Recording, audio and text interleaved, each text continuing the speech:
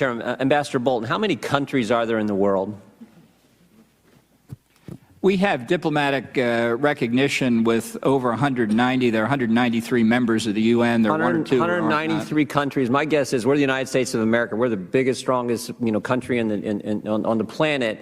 My guess is we have embassies in just about everyone. Maybe not Iran and North Korea and a handful. A few we don't recognize. Yeah, a few we don't recognize, right? But so 180 some countries, we've got an embassy in those countries. Is that right? That's correct. And in all those countries, the embassy is in the capital or the seat of government, except for one. Is that right? Well, the only exception, the answer to that's yes, basically. Now, Israel became a country in 48. Is that right? Pardon me? Israel became a country, became a state in 48. We were the first country to recognize its independence. And exactly, my next question. And who was the first head of state to recognize the nation of Israel? Harry Truman. Harry Truman, President of the United States of America. And then just a few years ago, well, I guess more than a few years ago, 1995, we passed an act, Jerusalem Embassy Act, that almost every single member of Congress voted for. Is that right? That's correct. Overwhelmingly. I think it was like a voice vote in the House, but in the Senate it was like 93 to 5, right? Something like that.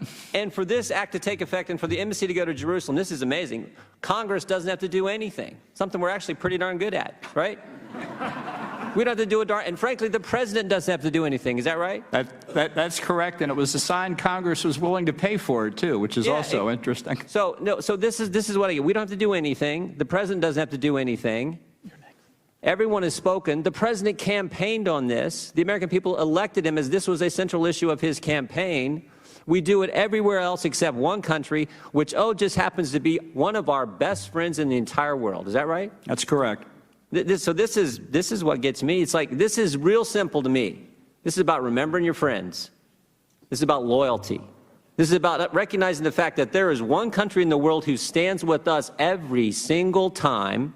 They happen to be the one country where we get our Judeo-Christian value system from, the state of Israel, and yet they're the one nation where we won't put the embassy where it's supposed to be. And particularly now when you think about what we went through the last 8 years with the previous administration, and more importantly, what happened the last few months of that administration at the United Nations, this is the right time to do this thing. And that's why the president recognized it, campaigned on it, and one of the reasons I would say the American people elected him. Would you agree, Ambassador Bolton? I think that's entirely true, yes. So let's just get it done. Let's just get it done, right?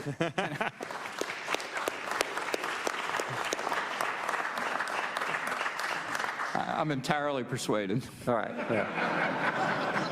I kind of thought you'd be. That's why I asked the question to you. I think actually most of the panelists. I want to thank the chairman. He's worked hard on this. I want to thank all our witnesses who came here.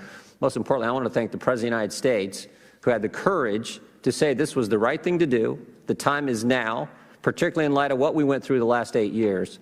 Let's get this done. Let's get it done as quickly as possible. I understand there's some practical concerns. You've all outlined them. Ambassador Gold outlined. That's fine, but let's get this done. It is the right thing to do, and it's most important.